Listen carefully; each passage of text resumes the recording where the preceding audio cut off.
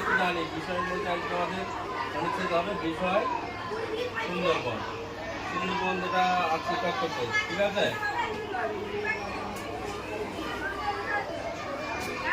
সুন্দরবন, এই সুন্দরবনটা পড়াবো আজকে। হয়েছে সবার খোলা? দেখো, সুন্দরবন। অন্তরা বললো এদিকে বড় জঙ্গল নেই। স্যার বলার আছে তো গাঙ্গেয় সমভূমি, দক্ষিণ অংশটা বিরাট বন, সুন্দরবন। তাহলে কে বললো? স্যার। অন্তরা বলছে আমাদের এদিকে কোনো কি নেই, কোনো বন নেই বা জঙ্গল নেই। স্যার তখন সেটা শুনে কি বললো, যে না, গাঙ্গেয় সমভূমির দক্ষিণে অংশটাই বিরাট বন, যার নাম হয়েছে সুন্দরবন। তাহলে সুন্দরবন কোন দিকে, কোথায় অবস্থিত? গাঙ্গেয় বদ্বীপ অঞ্চল আছে আমাদের, গাঙ্গেয় সমভূমি বদ্বীপ অঞ্চলের দক্ষিণ অংশটার নাম হয়েছে সুন্দরবন। বুঝা গেল? অবশ্যই তার বেশিরভাগটাই বাংলাদেশে। তাহলে আমাদের যে প্রতিবেশী দেশ, কি দেশ? প্রতিবেশী দেশের নাম কি? বাংলাদেশ। তার বেশি অংশটাই হচ্ছে সুন্দরবনে অবস্থিত।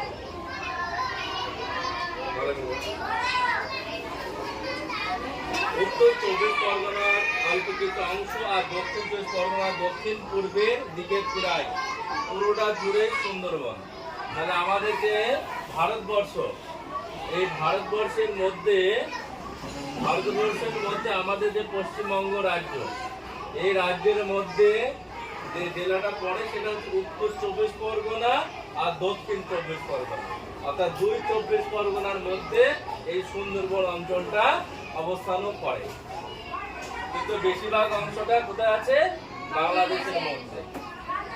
বোঝা গেল? তাহলে আমাদের যদি এখানে প্রশ্ন করে যে পশ্চিমবঙ্গে কোন জেলার মধ্যে দিয়ে সুন্দরবন আছে, কোন অঞ্চলের মধ্যে দিয়ে আছে, এটা 2 24 পরগনা, এটা উত্তর 24 পরগনা ও দক্ষিণ 24 পরগনার মধ্যে দিয়ে কিছুটা অংশ সুন্দরবন অবস্থান করেছে। আর অধিকাংশ যেটা, সেটা কোথায় করেছে? বাংলাদেশ।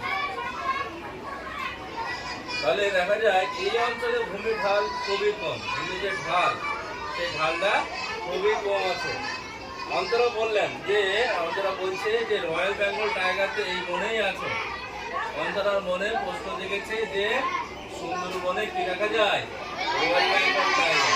আর রয়্যাল বেঙ্গল টাইগারের জন্যই সুন্দরবন বিখ্যাত। কেনটা? এই অঞ্চলে আবিরের মাসির বাড়ি, আবির বলে একজন আছে, সে আবার বলছে যে আবিরের মাসির বাড়ি হয়েছে কোথায়? সুন্দরবনে।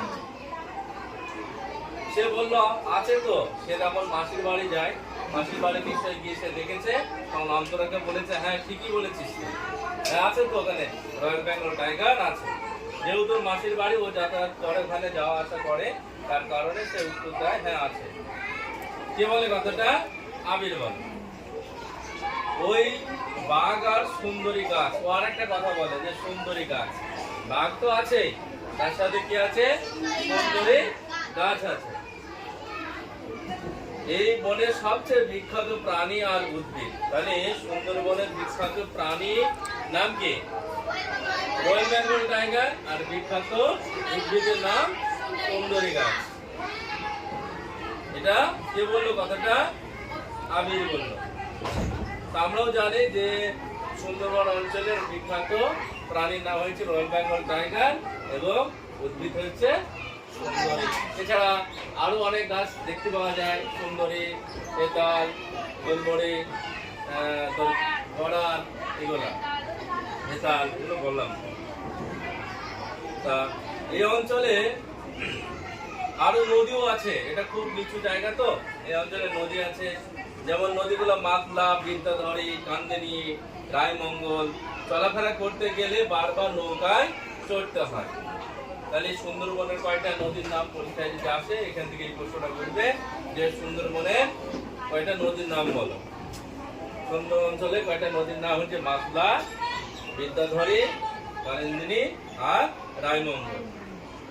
এখানে আরো অনেক নদী আছে, একটা নদী থেকে আরেকটা নদী বেরিয়েছে, কিছু দূর গিয়ে আবার একটা মিশেছে।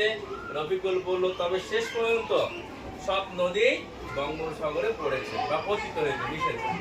তাহলে এই যে আমরা যে নদীগুলো পেলাম, মাতলা, বিদ্যাধরী, কান্দেনী, রায়মঙ্গল, এই নদীগুলা কোন সাগরে গিয়ে পড়েছে? কোথায় কি?